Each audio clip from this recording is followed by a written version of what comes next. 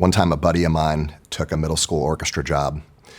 And first day he gets his keys, he opens up the door to the orchestra room, and he looks around, hey, where's all the instruments? So he digs around and opens up this little closet and finds all the school instruments right there in the closet. Weird thing is, though, none of them had any strings on them. So he was like, where's the strings? So he went in his office and he started digging around, and he found in a desk drawer all the strings like wound up in a ball like Gordian's knot, and just a pile of bridges in a different drawer. And I always think to myself, what if this was my orchestra? Would I even take them to a contest? What kind of music would we play? What would you program under not so optimal circumstances?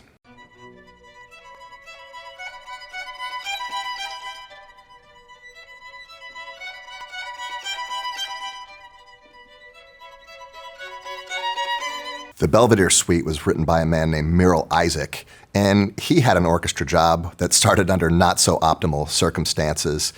He started teaching in Chicago, Illinois at Marshall High School, and he turned that program around, and he was there for 35 years. On the Texas PML, if you do one movement of the Belvedere Suite, it's a grade 2. If you do 2 movements, it's a grade 3. And a lot of these movements are very doable.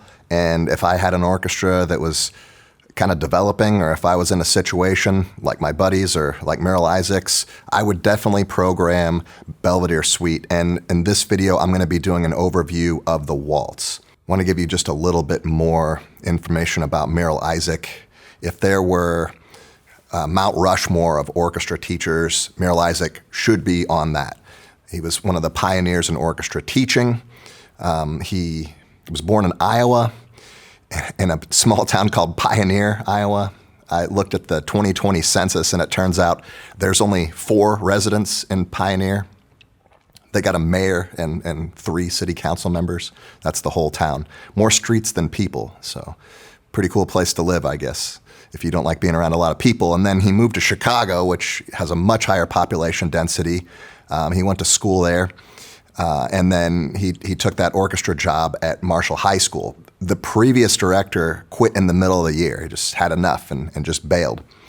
So when Merrill Isaac shows up, he's got somewhere between 10 to 20 players.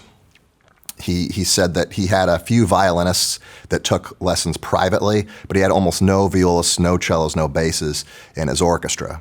So he thinks, hey, what are we going to play? So he starts digging around, and he finds some music in the orchestra hall, and it was still unplayable for his kids, so he arranged it to make it work for his group. And 3 weeks later, he played a concert at the school assembly. And it turns out that there was not a whole heck of a lot of educational music in the 1920s. There was something called the Music Supervisors National Conference, and they tried to come up with a list of music that could be appropriate for developing groups, for school groups that were not too difficult to perform. And they came up with a list of about 300 of them, and I couldn't even name one of those pieces. Like, I don't think any of them are being played now.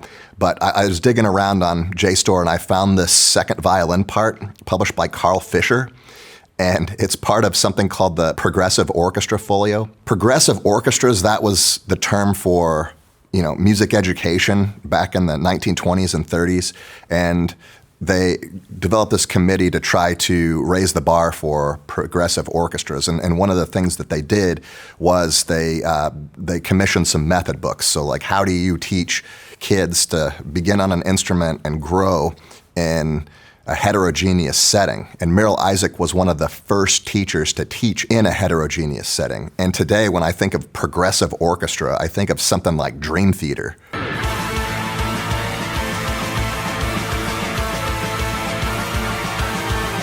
But yeah, it was a totally different concept back then, and they decided that method books were the way to go. And Merrill Isaac, at some point, like in the 1940s, he ended up publishing his own method book, and it was distributed far and wide. Now, I think with today's technology, method books have become obsoleted. I think the best way to teach is, especially beginners, is to teach them the fundamentals by rote.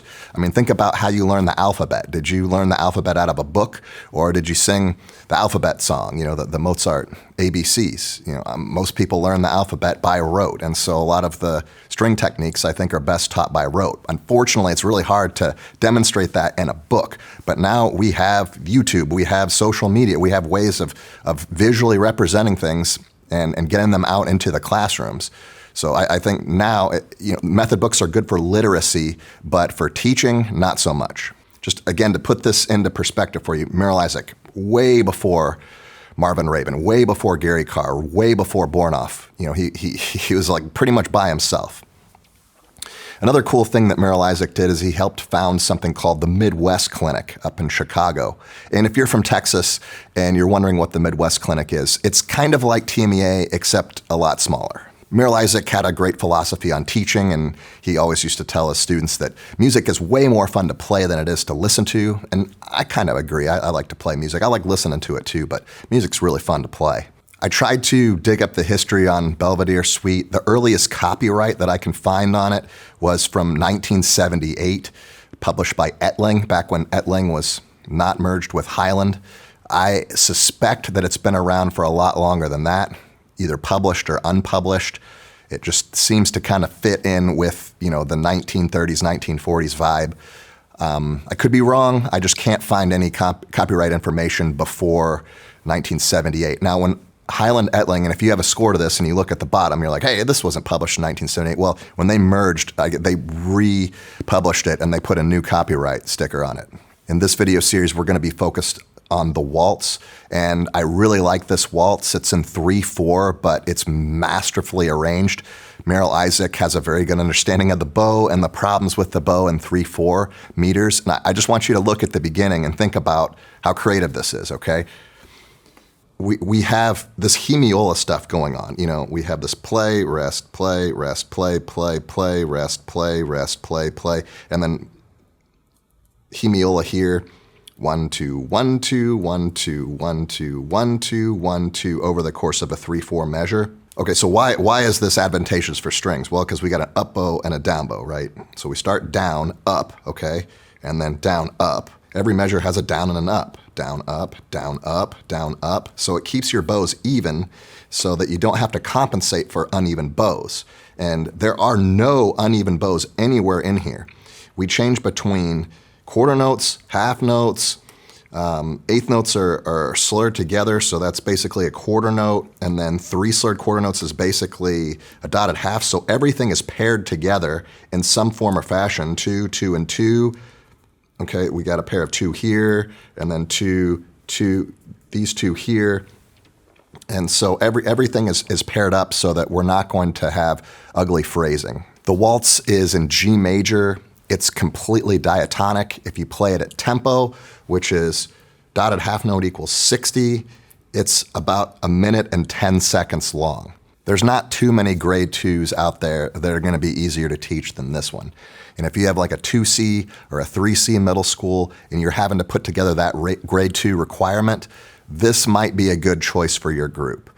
There are some trouble spots in here, and I'm going to be going over them in this video, but this is a winner for most groups. I haven't heard too many groups play anything from the Belvedere Suite and not do well at a competition. The other cool thing about this suite and this waltz in particular is that there's still room to grow.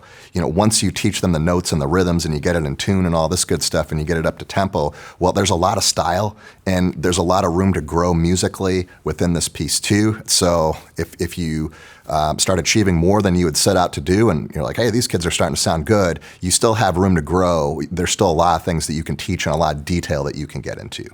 So in the next video, that's what I'm going to be discussing. I'm going to be talking about style and the style behind this Waltz to Belvedere Suite and sort of different options that you might have bowing-wise and different ways that you can make this sound. So I hope to see you in the next video.